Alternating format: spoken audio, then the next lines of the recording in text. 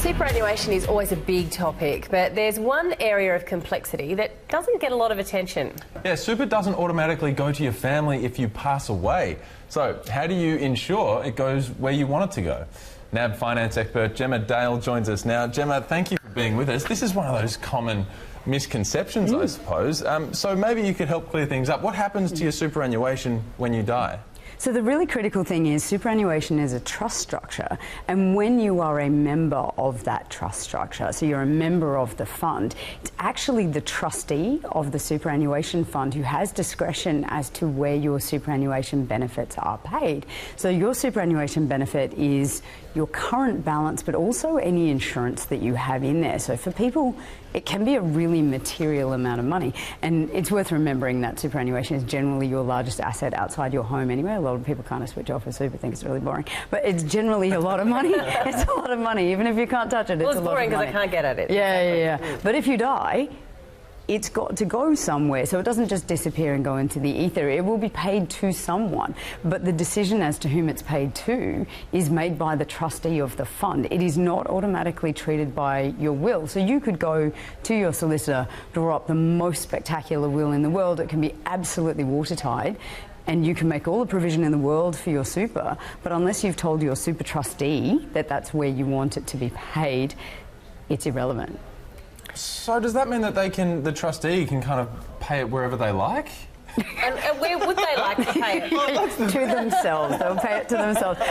There was a Royal Commission into some really big questions, and there was never a scenario where the trustee paid it to themselves. Right? That's not a thing. Found out pretty quickly. Unless you have a self-managed super fund, in which case that is a totally different scenario, and there are some megally extraordinary stories about what SMSF trustees have done, right? Because the trustees are people you know really well, generally, your spouse or your kids or whatever it might be. So the trustee, under super legislation, there is a clearly defined set of people who are dependents. So you need to be a dependent for superannuation purposes in order to receive a death benefit, and that limits who the trustee can pay to. And there's also a hierarchy generally that they will follow as to whom they will pay. So you might have a number of people who meet the definition of a dependent, but they will work through the list according to sort of a general hierarchy. It is contestable when they do pay it, so if they paid it out to one of those people or several of those people, so it doesn't have to be just one individual, it could be if you have 3 children, they could pay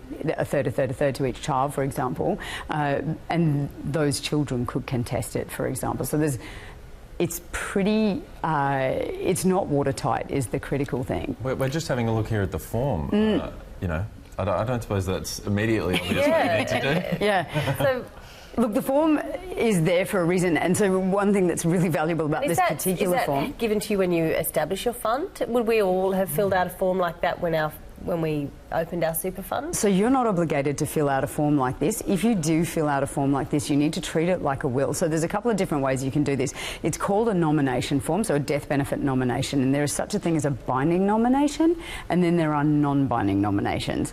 One binds the trustee to pay it according to the wishes that you've explicitly stated, so long as you nominate people who can receive the benefit. So if you nominate your neighbour or the dog's home or some random thing, the trustee, it's irrelevant what you've written there because the trustee can't pay to those people. The only people they can pay to under the law is your spouse. That includes a de facto spouse, so a person you're living with, you know, marriage-like relationship, and a same-sex marriage is also covered as a spouse.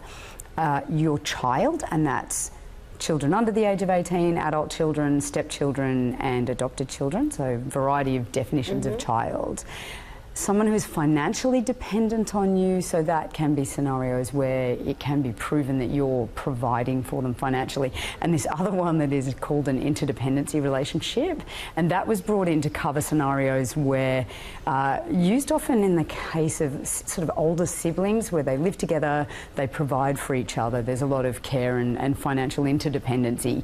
So only those people can receive a benefit directly from the super fund. If you want to pay to somebody else, you need to ensure that your death benefits go to your estate and then they're treated by your will. If you don't, then the trustee can only pay to one of those people. So the one that tends to come up a lot is marriage breakdown and where people have remarried and they've got adult kids and a new spouse. So the adult kids feel that they would be entitled to the super, and you may even want to pay to your adult children from previous marriage, but the super trustee will take the view generally, if they use their discretion, they don't have to, sometimes they can just pay directly to the estate just for fun, or to ensure that it's treated the way you would have wished anyway. They will generally take the view that your spouse would have lived with you in retirement and you would have shared those funds in retirement. Therefore, they are more entitled to that than your adult kids. It's not there in lieu of an inheritance. Time to accumulate their own super, That's right. So minor children, kids under the age of 18, spouses, and also someone who's financially dependent, like an adult child with a disability or something, tend to take precedence if the trustee exercises their discretion and you haven't told them what you want them to do. So is there any way around that then? Is there any way of sort of, is the trustee the ultimate decision maker?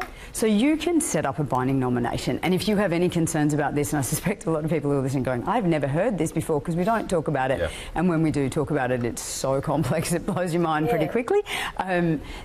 If you have done your will properly, which we recommend very strongly, the easiest way to ensure it goes directly to the person you want is to ensure that you have a binding nomination to your estate.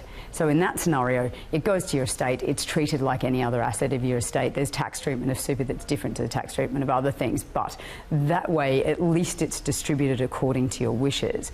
Alternatively, you can set up a binding nomination, treat it like you would a will. So it has to be witnessed, has to be documented appropriately. You can't just send a note to your form saying this is what I want, sorry, to your fund and say this is what I want to do, because that's not legally binding upon them. So first, check if your fund offers a binding nomination. Not all do. Some super funds will pay to your estate in every scenario. So they do not want the responsibility of making a decision as to who's more entitled. That's too hard for them. So they'll just pay directly to your estate and it's sorted out through your will. Check if they offer it. If they do offer it, check if it's binding or non-binding. There's also such a thing as a non-lapsing binding nomination, because a standard binding nomination... That just rolls off the tongue, doesn't it? It just, yeah. Because a standard binding nomination only lasts for 3 years. So you've got to update it every 3 years. I saw that look like, wow. No, non-lapsing binding nomination. Yeah. I'm pretty sure I saw that band once. Yeah. It's really cool. No, Gemma, there's a lot of talk that young people, you kind of switch off. You mentioned it before, a lot of them switch off when it comes to time to talk about superannuation. Wills, I'm assuming, as well. Would you be saying that young people need to think about binding nominations and wills regardless of how much they think they might have squirreled away in super? We strongly recommend everybody think about it right. The critical thing is there is money there and it needs to be paid to someone if you die. Let's hope you don't. If you're a young person, chances are you're going to be just fine. But in the event that you die, it's really important you don't leave your loved ones fighting over cash. And there is a group called the Superannuation Complaints Tribunal, right? Their role is to organise everyone. So if there's any contest around who's most entitled to the benefit, they will have to decide who receives it. There was a case, this was quite a while ago, it was $50,000, really young guy, 12 different people claimed on that $50,000, right? Because he had a number of brothers and sisters, he had a young partner and a young child. It's amazing how much trouble you can cause for the people you love if you don't get this sorted out. So strongly recommend that you do get in touch with your super fund. At the very minimum, just make a binding nomination to your estate. Or if your fund pays straight to your estate, you know what you're doing. Get it sorted. Yeah, it sounds like it can be a bit of a soap opera there if you're not careful. Absolutely. Fantastic. Gemma Dale, NAB Finance and Superannuation expert, much appreciated. Thank you.